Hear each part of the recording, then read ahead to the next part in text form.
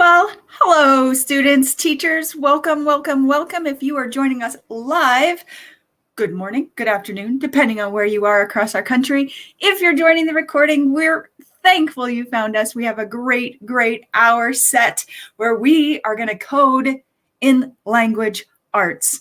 Before we get started, we want to stop and acknowledge the lands that we are on. If you've been in any of our workshops before, you know that we like to just take a time to just think about these lands that we're on. I'm based in Calgary. That's in Alberta. This is Treaty 7 territory. We are surrounded by the Blackfoot, Piikani, Stoney Nakoda, Tsuut'ina are here, the Métis, and this map that you see on the screen, native-land.ca, that's where I was able to go and look up information all about the rich cultures here in the lands in and around Calgary. So with that, think about the lands that you are on, and we'll get to a few introductions, and then we're going to meet some Googlers, and then we're going to get coding. Okay, so I mentioned I'm from Calgary. My name is Michelle, and I work with the Cobblestone Collective, who gets to work alongside Google Canada and this lady right here, who we're going to introduce in a second. Before we introduce, actually, Sandy, we've got our agenda up here. Why don't you go ahead and give them an idea of what we're going to be doing today, and then we'll do some formal introductions of you.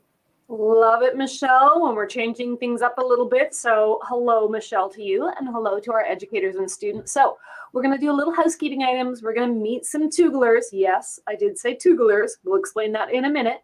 We're going to get coding, and then we're going to take a look at what it is that the Tooglers have been able to do as they follow along with you and Michelle. And then we're going to spend a little bit of time taking some of your questions so that you have a chance to actually talk to our Tooglers and ask them whatever it is that you might be thinking about before we say goodbye and then give your teachers a little bit of homework. So looking forward to our time together today. Excellent, wonderful. Thank you for that, Sandy. And Sandy mentioned that you students are going to be able to ask Googlers some questions. We're going to show you how to do that. Right now, you'll notice we're coming to you via YouTube Live, but wait, there's no chat turned on. How are you going to speak to us? Hold tight, we'll let you know. Teachers, if at any point we're going too fast, you feel free to pause this. You can rewind this. The replay will be here for you. Have no fear. Okay, students, some of you already know how to speak to us. We already have Emerson is here, Talon and Gabriel, and Malcolm is here, Joey is here, Ben, we got Jamal.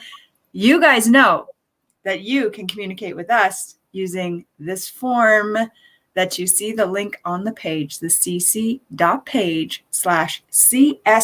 first.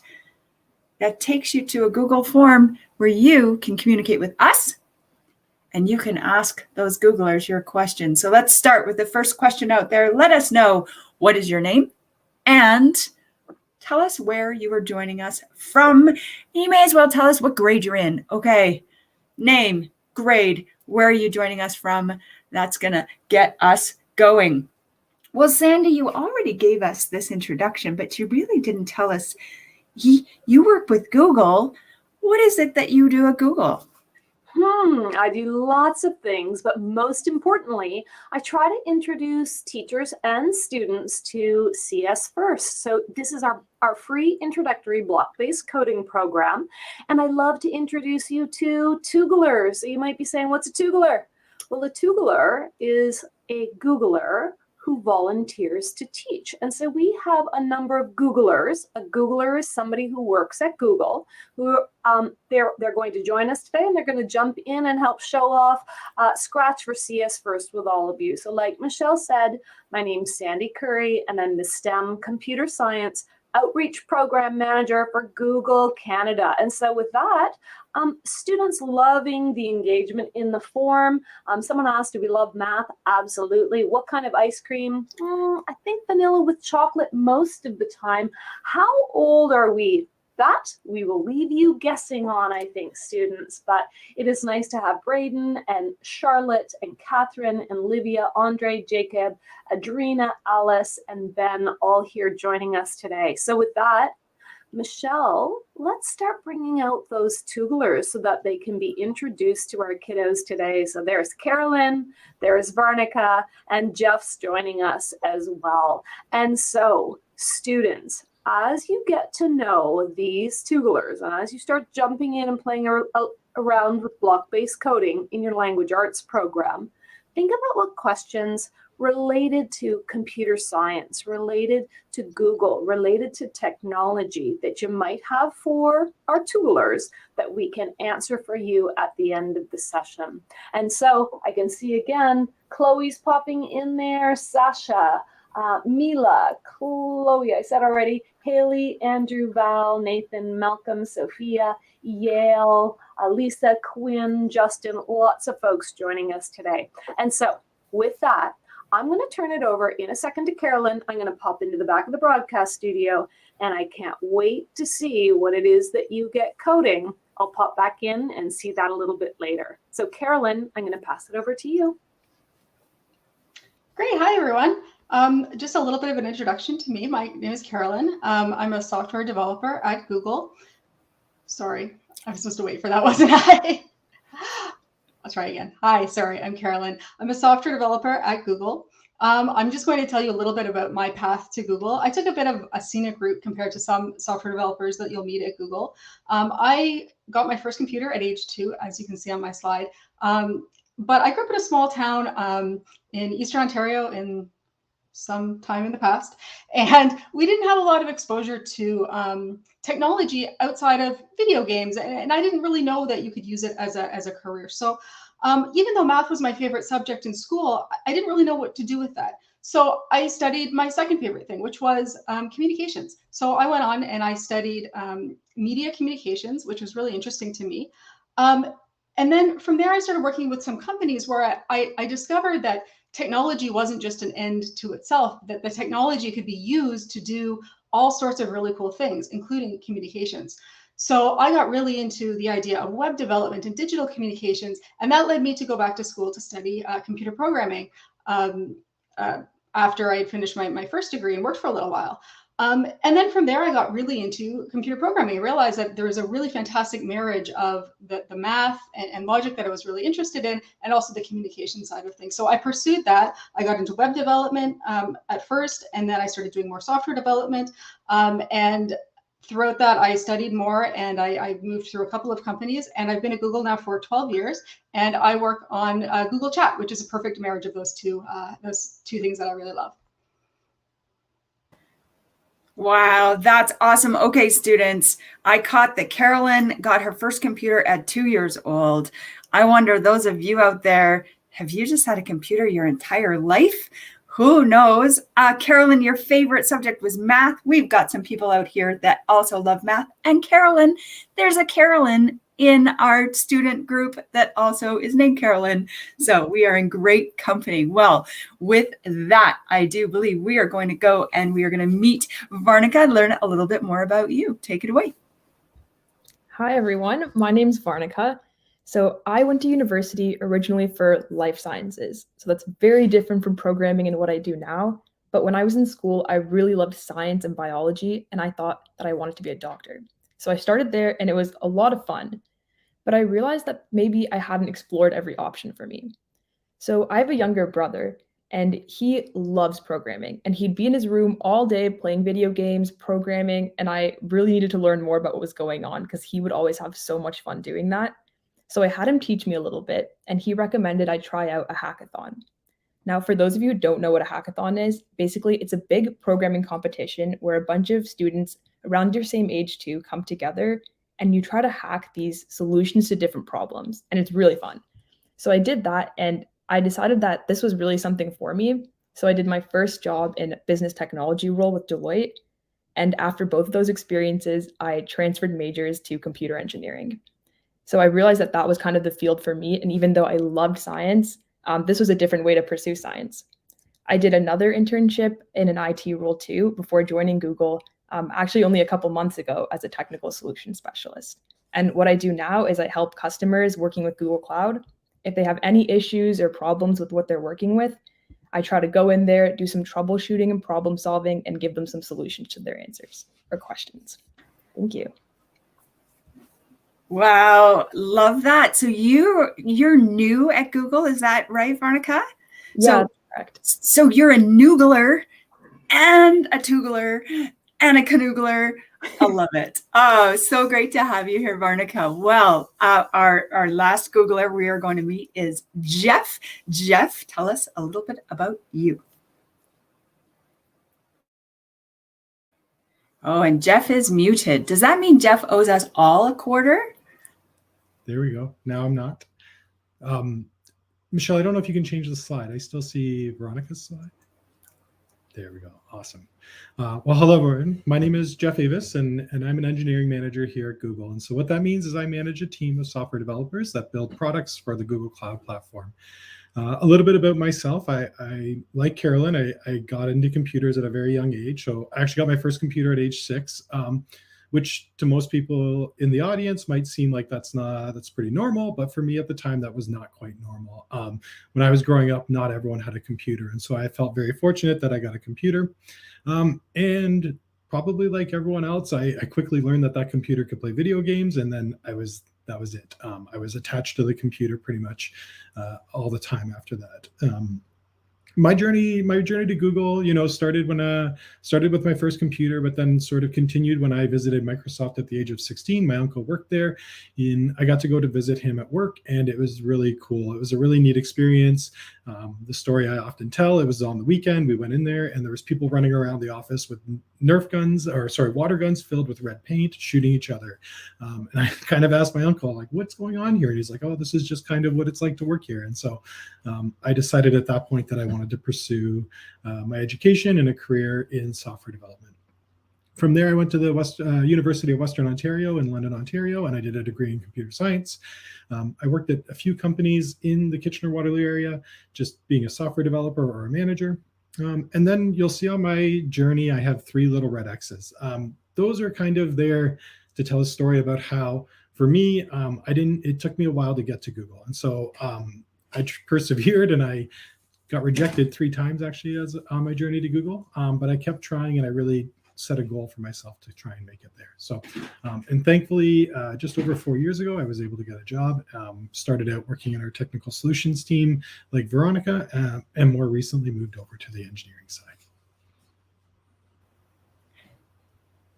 Perfect. Wow. Okay. This is interesting. You started your Google journey at Microsoft. Very interesting. I love that too, that you tried and tried, even though you didn't make it right away. You kept trying. So Jeff, that's great. And Jeff, there's another Jeff in the audience as well.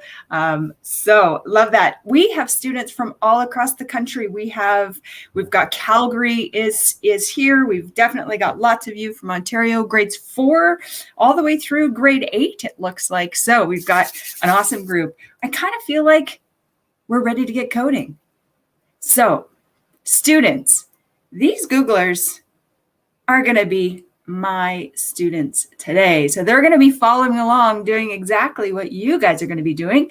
And today we're doing activity 1 from this whole storytelling resource that your teachers have.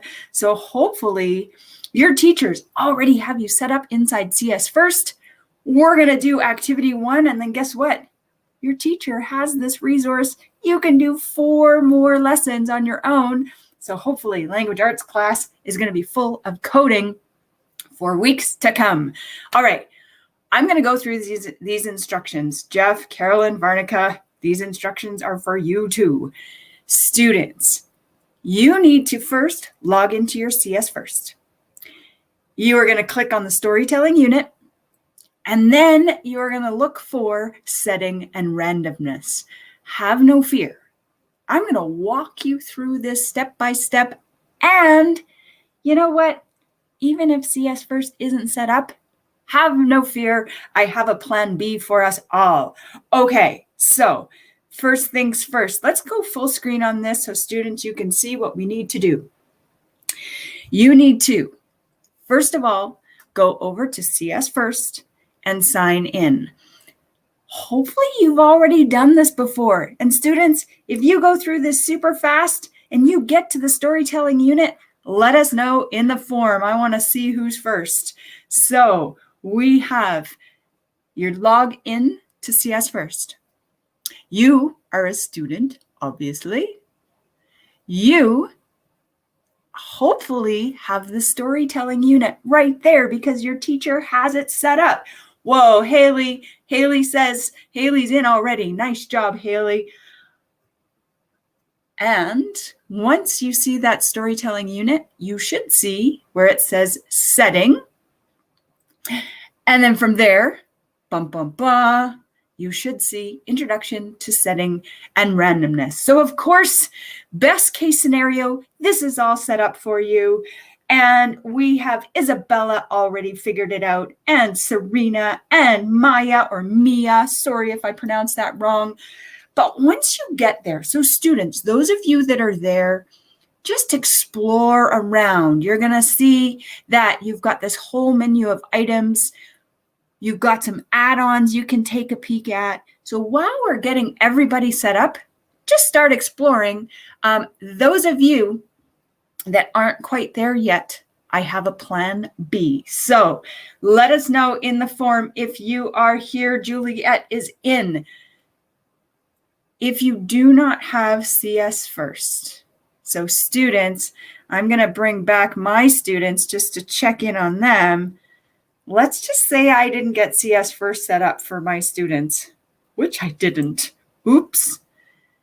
They have a plan B. So students, if you don't have CS First set up, no worries. We're going to put a link right up on the screen right now, the cc.page/setting.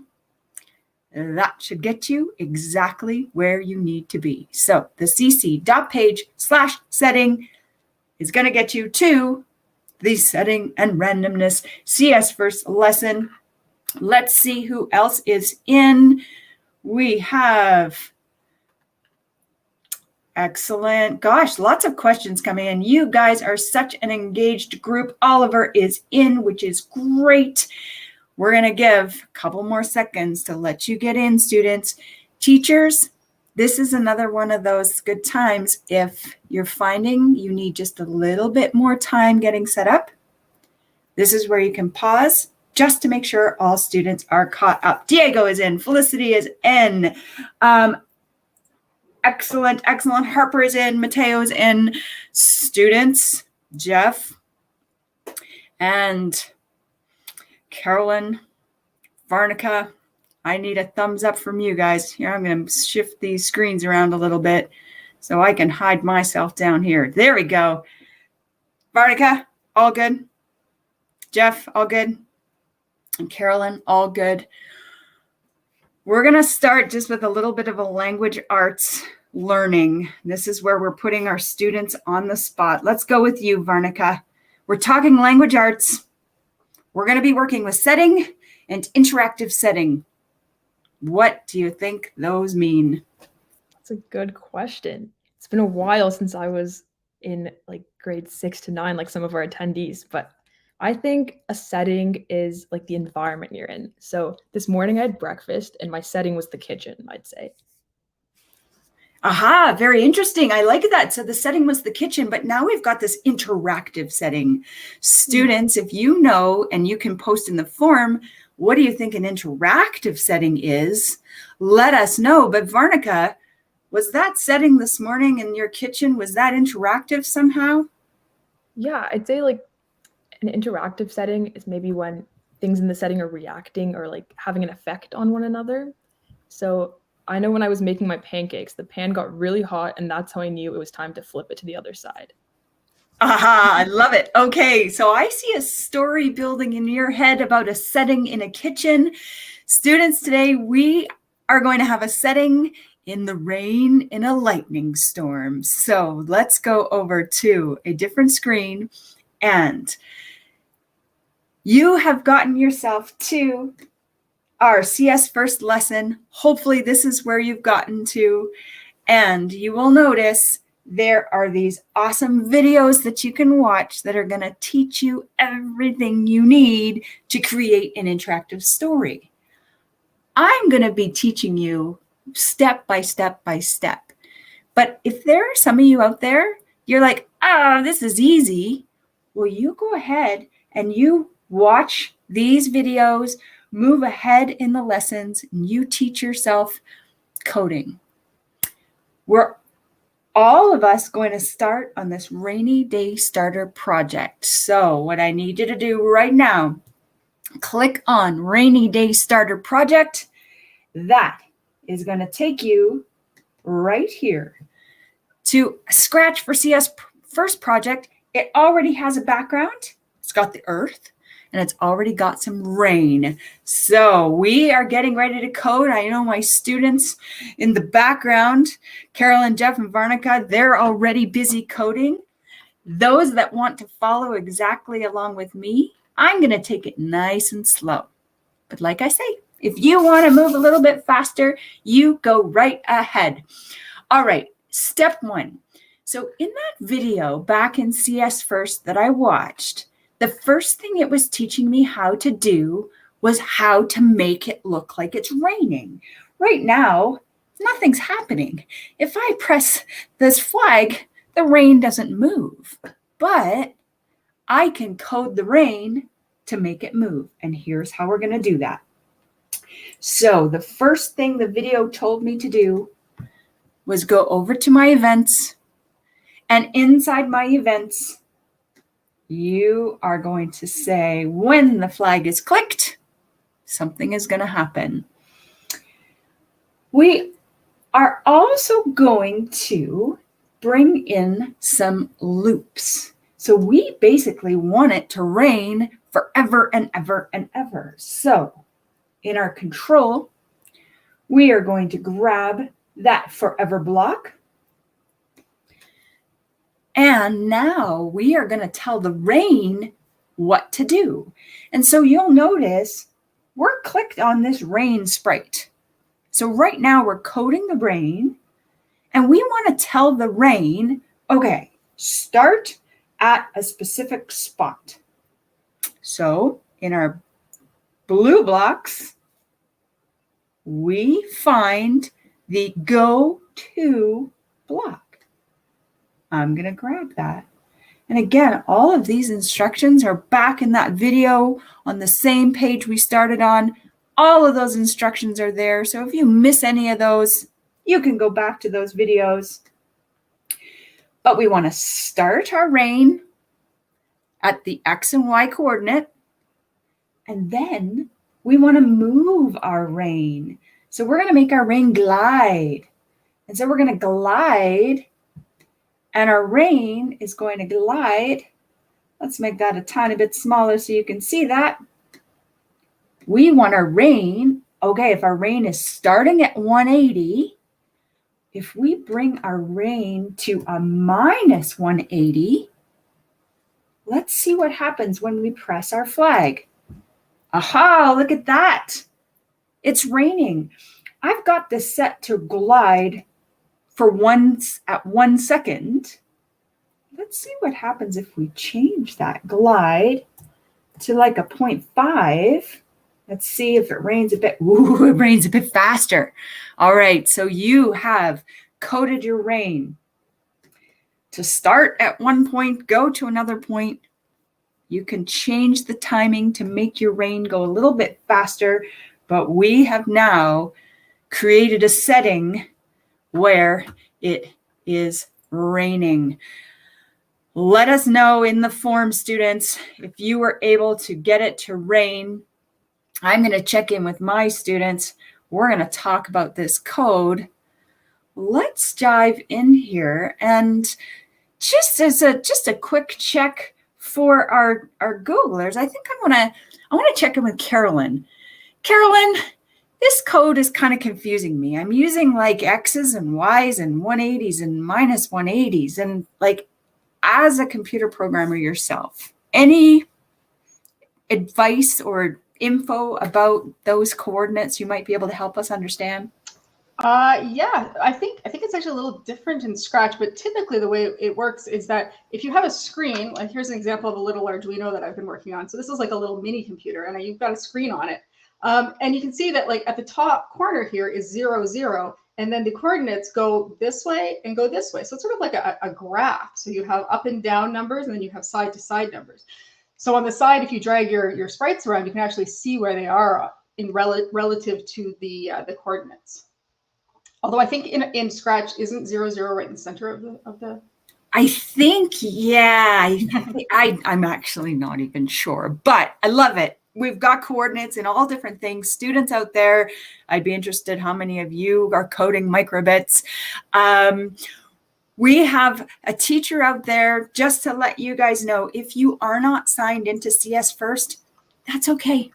Don't worry about signing in today. We'll show you how to save your work. So as long as you got yourself to our rainy day starter project, you're good to go. We'll figure out signing into CS First a little bit later. Okay, we are going to go back to coding. Jeff, Varnica, you guys doing okay too? All right, here we go. Okay, so my next step is I better give some shout outs. We got Mateo's got it raining. Yale's got it raining. Let's see who else is making it rain. Eden's got it working. Excellent. Those of you, if you are having some troubles getting in, I am going to take us back one step. We are going to put that magic link back up on the screen, the cc.page/setting. So students, if your CS First class is not set up, that's okay. Dive into the cc.page/setting. It's going to take you right here to this page. You're going to click Rainy Day Starter Project. And you know what? You just say, don't sign in. And then that way, we will just be right in the same spot. Okie dokie. Let's go back to our project. There's our code. We made our code. We made it rain. Now, the next step in the videos that I watched, the next thing that it taught me how to do is make it lightning. Ooh, so now we're getting a little bit more interactive. Things are changing in my setting. So the video told me to make it lightning, I have to actually code on my backdrop sprite. So you take a look here over on the right-hand side. Do you see my backdrop? Currently, my backdrop is black. But if I use code, I can change that backdrop to do different things as well. Okay, so we're clicked on our backdrop. We're now coding our backdrop. You'll see there's no code blocks there. So we want to start with our event. When that flag is clicked, this time when the flag clicks, I want to switch my backdrop. And we can find that inside the looks menu. So now, because we're clicked on our backdrop, we have a new block that says switch backdrop to lightning flash. Okay.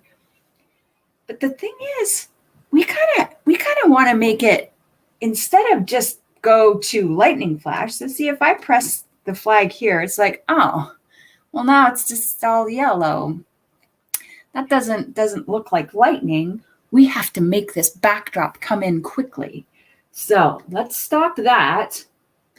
What we actually want to do is make sure we are starting on night sky. So I'm going back to my switch backdrop block. I'm going to click night sky. And then those videos that I watched taught me how I can make that lightning flash. And the way I do that is with a repeat block. So back in my control menu, So that's the dark orange. We're going to the control menu and we are going to repeat. We're going to grab this repeat 10 times block. My video told me to change this to 4. Let's see, we're going to play with that number in just a second, but we want to repeat the lightning 4 times. And then we want that lightning to come up. So if we go to the looks tab again, so I'm going back to purple. I want to switch, but in this case, I want to go to next backdrop. So it's just going to go from night sky to whatever's next. It's going to do that 4 times. We want to make sure to wait in between though, because if we don't put a wait in there, it's going to go so fast we won't even see it. So we need to go back to our dark orange blocks. And we're going to grab a wait, bring that over. Now, if I waited like a whole second, that's going to be some pretty slow lightning. I want to change that to 0.1 seconds. 0.1. Okay, so when the flag's clicked, it should go dark, and then we should get 4 lightnings. Let's try it. Flags clicked.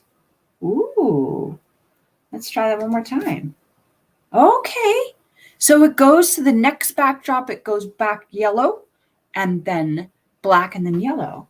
If we change this number, let's maybe change this number to like 9, just for fun. Let's try this again. Oh, wait a second. It ended on the lightning. If you can tell me in the form, how come it ended on lightning? I wish I had a prize I could send you. But let me know. Why did it go back to yellow and not back to black? I get a hint for you. I'm going to make it go back to black. Dun, dun, dun. Wow, look at you, Andrew. Love it. Andrew says 9 is an odd number, and that's exactly right. Even numbers are going to make sure it goes back to black for you. Okay, I want to check back in on our Toogler students. Students, those of you in the forum, let me know. Did you get it to lightning? And we've got Carolyn, Jeff, and Varnica. Did you guys get it to lightning? They might be maybe doing something else. Who knows? Jeff, I'd like to jump in here and ask you, we're using a repeat block. Can you tell us a bit about like repeats and loops in everyday computer programming? I think I'm gonna owe you some money. Repeat blocks is probably one of the more fundamental concepts, and it's something that you would use almost all the time.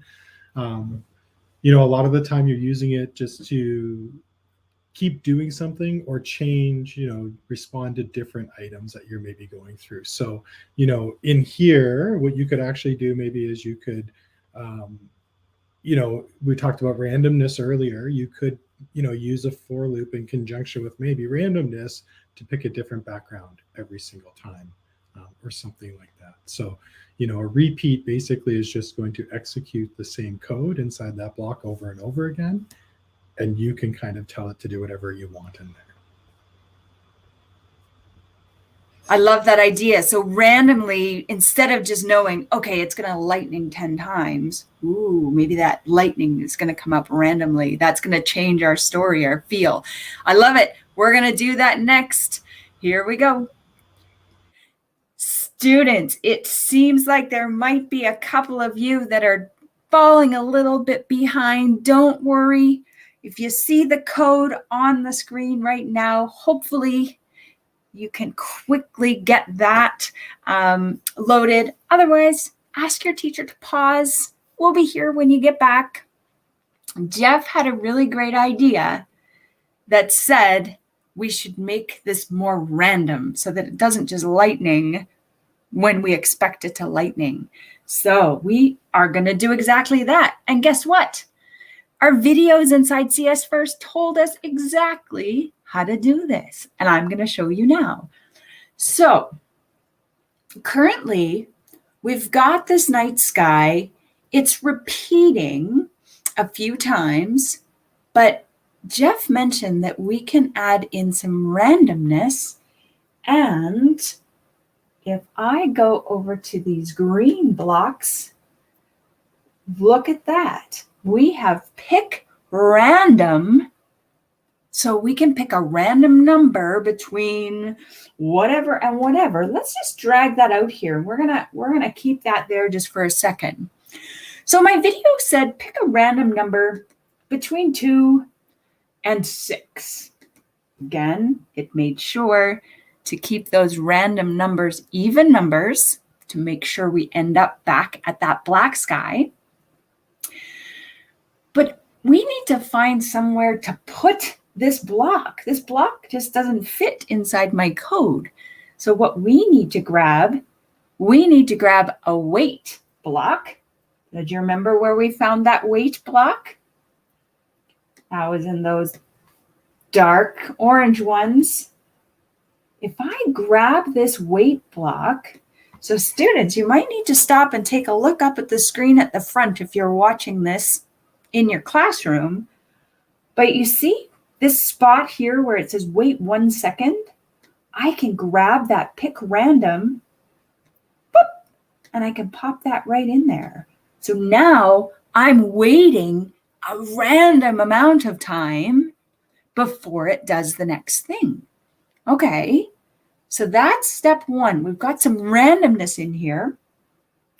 But what we want to do now, we kind of just want to make it lightning forever and ever and ever in our story.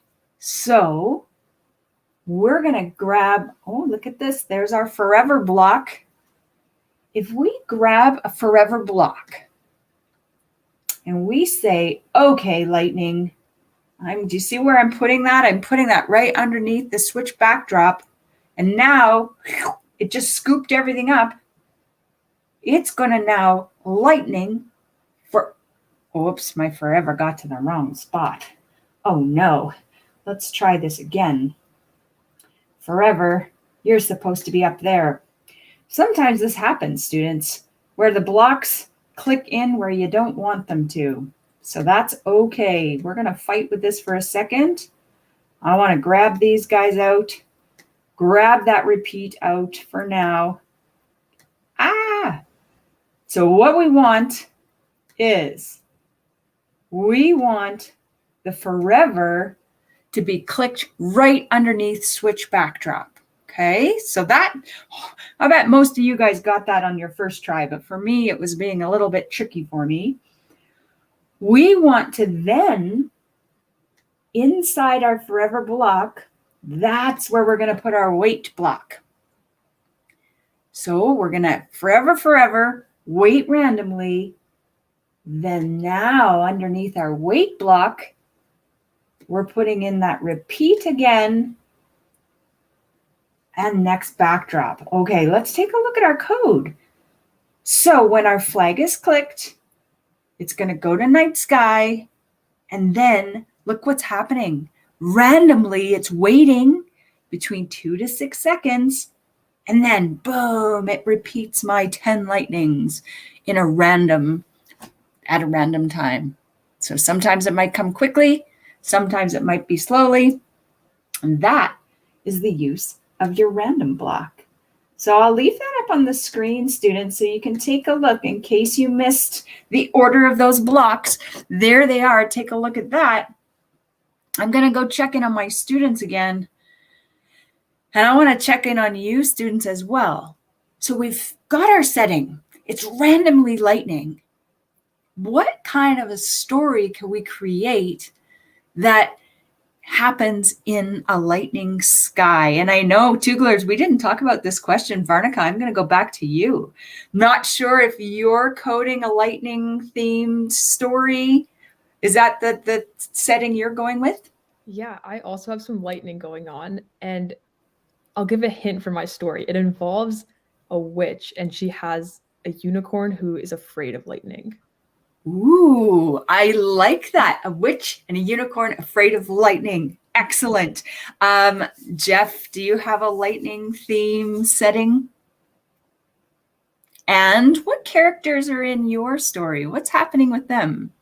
I have 3 characters. I'm not going to tell one of the characters because it's a surprise, but I have 2 characters in the rain around some lightning and just having a conversation. Yeah. Okay, so we've got some speech bubbles. We're having a conversation. And maybe, Carolyn, we're going to leave yours. We don't want any spoilers. We'll see your story. But students out there, hopefully you've got some inspiration. What kind of characters might you want to put in your story? And then I'm going to show you how we can code those characters to react to our interactive settings. So we only have a couple minutes left to code, but I'm at least going to get you started so you know how to continue your story once we're gone. So Tooglers, you've got about 2 minutes. Students, you've got 2 minutes. But I want to show you, here's how you bring some characters into your story. So down below here, you will see choose a sprite. So those that have used Scratch for CS First before, you already know where to find your sprites. Those are your characters for your story. And Varnica was using a unicorn. So I'm going to search unicorns and look at that. Inside my Scratch library, I already have a unicorn. And if I'm hovering over those sprites, look at that 3rd sprite. That unicorn has multiple costumes. So I can make that unicorn run away when it hears the lightning. So I like that. So again, students, to start bringing in some characters into your story, you're going to click on choose a sprite. And if you choose a sprite that has some animations to it, I'm going to show you how you can work with those.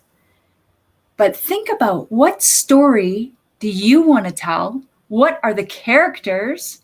And then I'm going to take you back. I want you to take a look back up at the screen, students. So I've gone back to that first page in our storytelling unit. If I continue through my activities, through my videos, my next video is going to tell me, oh, it tells me how to make it rain.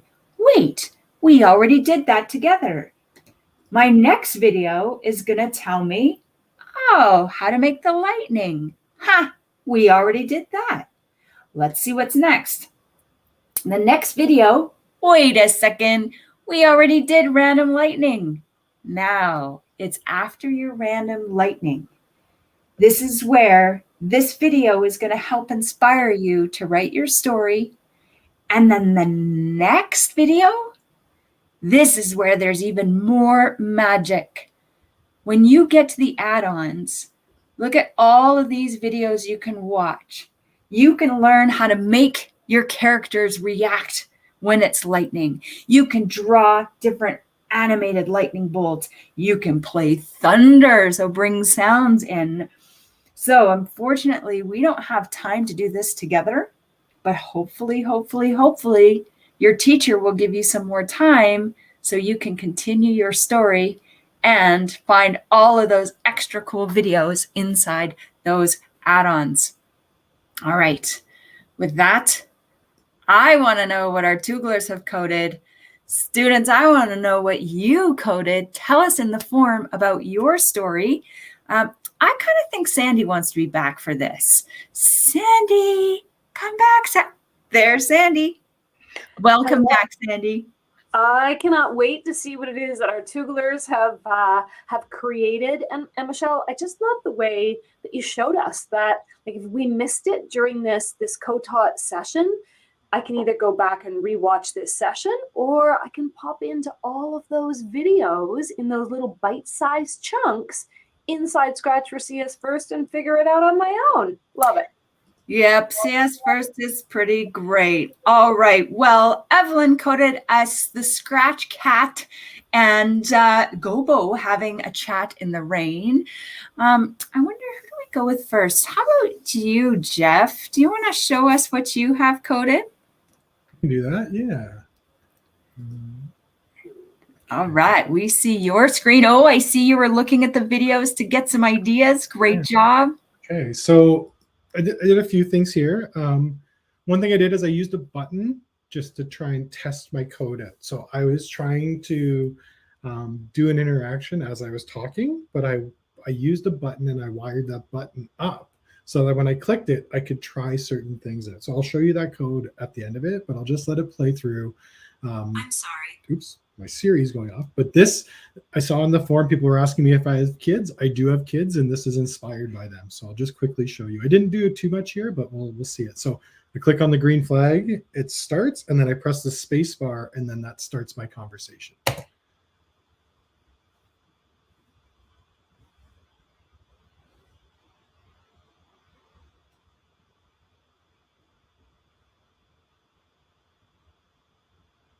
So, so I don't know about you, but Huggy Wuggy is a fairly big thing in my house, and so I just decided to make a little thing where Huggy Wuggy would show up. And so yeah, in my code, I was showing you that if you click on this button, so I was using the button to test being able to have Huggy Wuggy show up, and so I have it so that when you click on the sprite, it would do it, and then I duplicated this same code, and then I'll admit I was cheating. I was using some advanced events to make everything work together.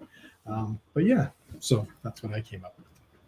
I don't think there's any such thing as cheating when we're coding. If you're using advanced events or using, other people's code from the Scratch library, I think it's all fair and it makes for great storytelling.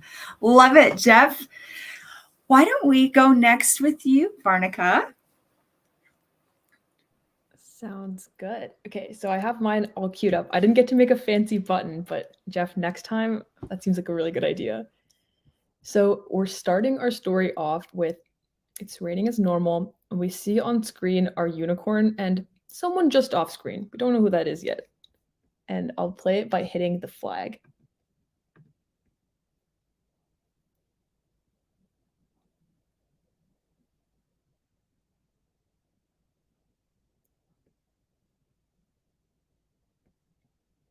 And that's what we got. So our witch was like, where is my unicorn? And then she runs off the screen to go and find her. And I love that. And I love you use speech bubbles, the thought bubbles. You had that reaction when the lightning happened.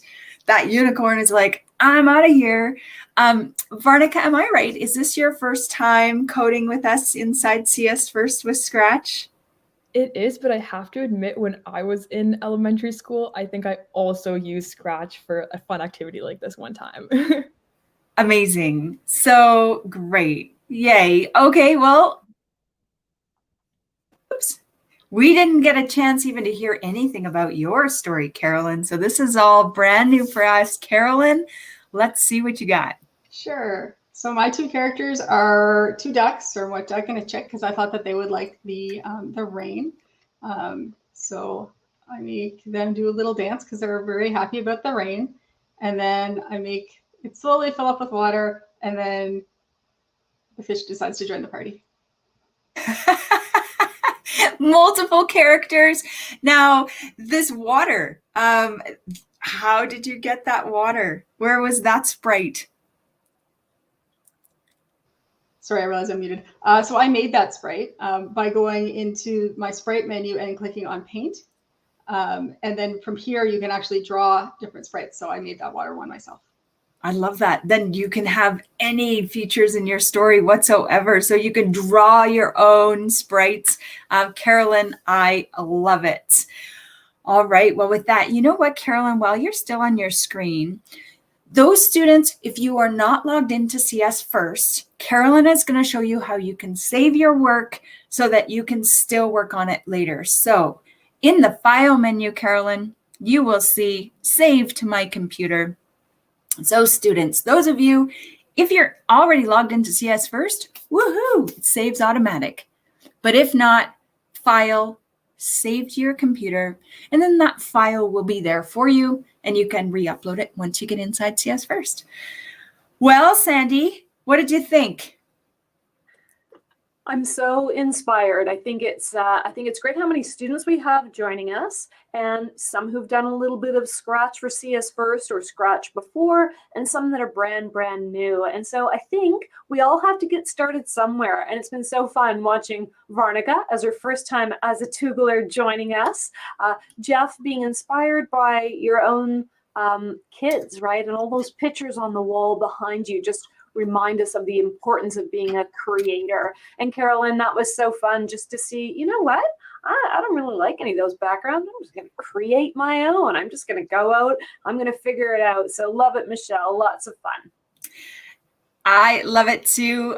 Before we get to Q&A, thank you, students who are telling us what you coded. Carter, you had a bear that's on the other side of the screen, and in the blink of the eye, you call him Flash Bear. So they're getting creative in your storytelling, Carter. Thanks for sharing. With that, I think I'm turning it over to, is it Jeff? Are you going to moderate the Q&A for us? Yeah.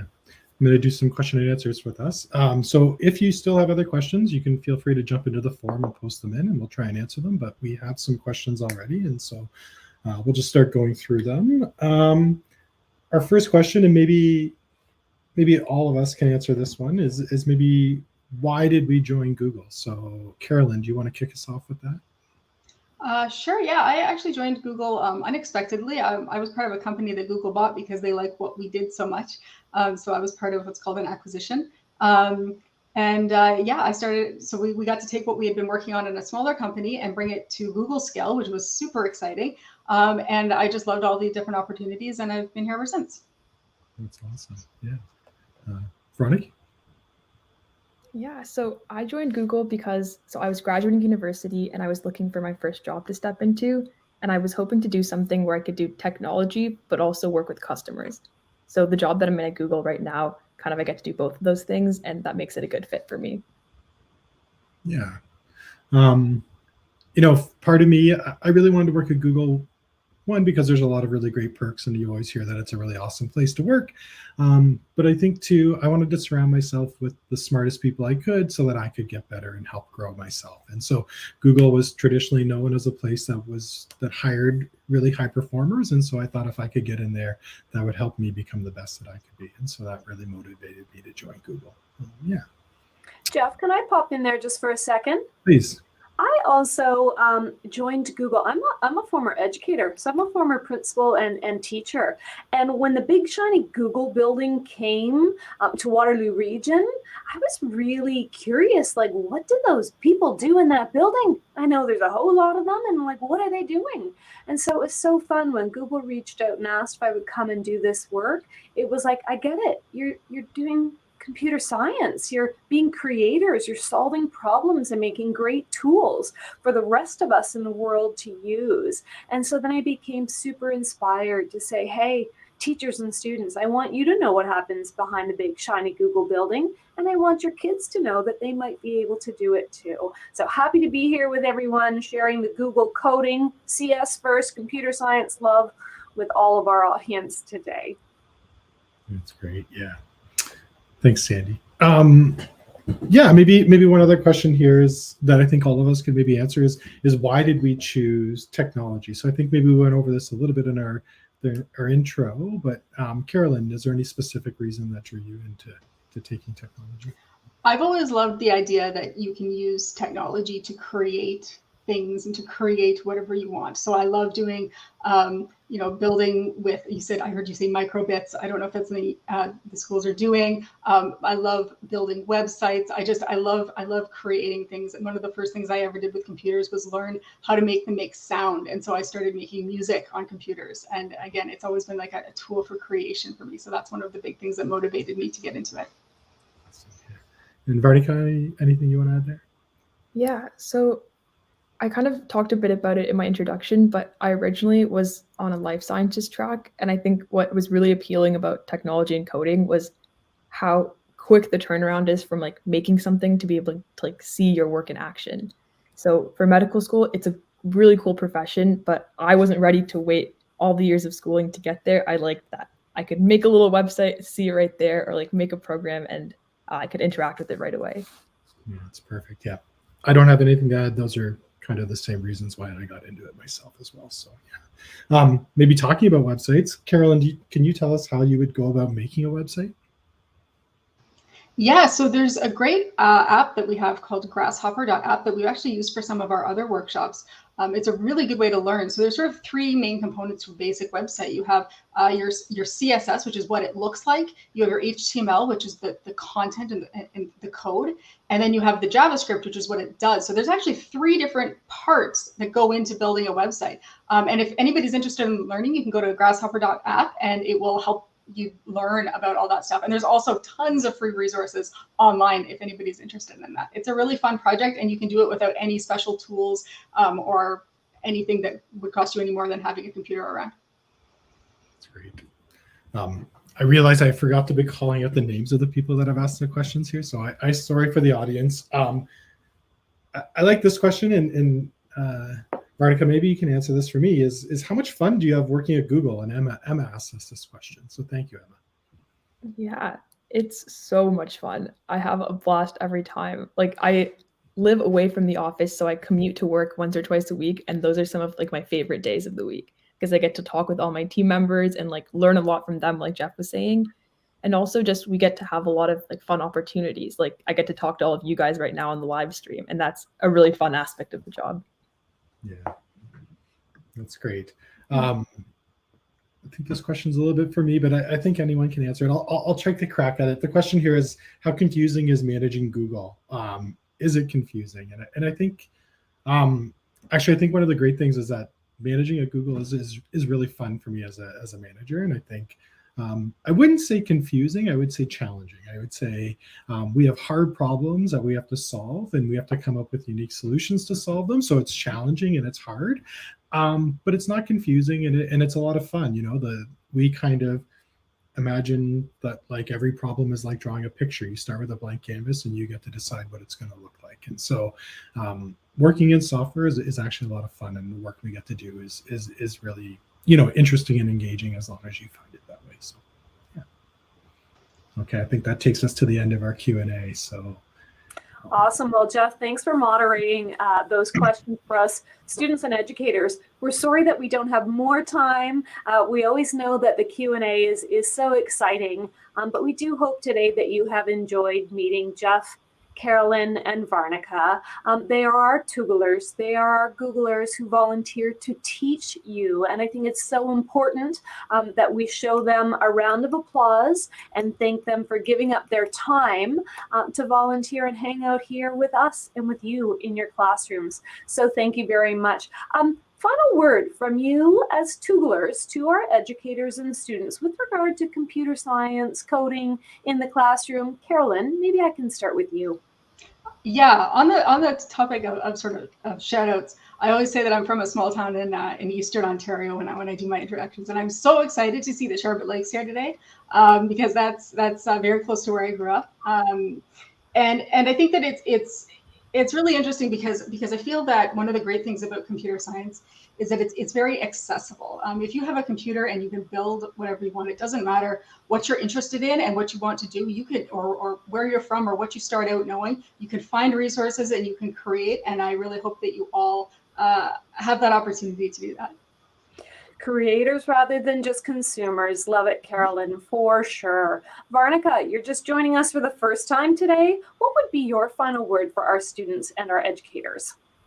Yeah, I think my final word would be something that I try to tell myself too, and it's don't give up. Even if your problem that you're working on is a little bit challenging, or even if during this session you couldn't get your lightning to work or something like that, don't give up on yourself. It doesn't mean that you can't do it. Just take a little extra time, and I'm sure your story or whatever the project is you're working on will turn out great also.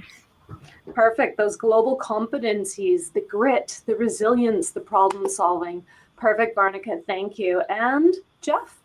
Yeah, I'm gonna be on record saying the same thing over and over again, but I think for everyone out there, I say the same thing every time I do one of these sessions, but I think what I would encourage everyone to think of coding as like a tool that you can do. It doesn't mean it has to be your job. It doesn't mean that it has to be all you do, but rather it's something you can use to solve problems and apply to anything, right? The cool thing about coding, like you saw today, is we can build a simple Scratch app that just two people talking to each other with some interaction. You could imagine that the drawings behind me, you could create those with the computer if you wanted. You could generate art. So really the boundaries of what coding can do is kind of everywhere. And so for you, if you don't want to be a computer programmer, that's fine.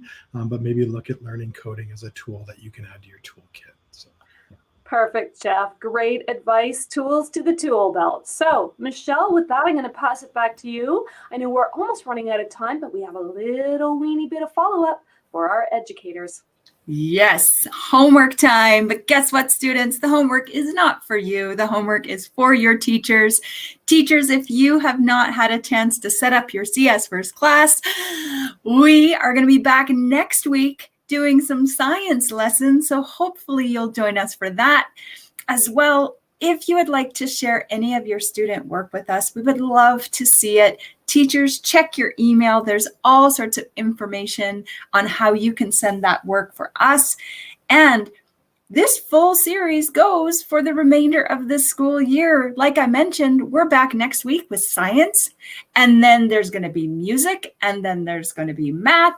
There's so much coding to be had. And so teachers, if you haven't had a chance to check out the 7 different sets of lessons that we are running, information is going to be in your inbox. Be sure to check it out.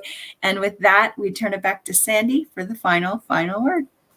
So like Michelle said, I hope that you will continue to join us. We would love to have you back here with us. You will get a recording of this session so that you can review it. Just dig in, have a little bit of fun. And so with that, we hope you have a good day and happy coding, everyone.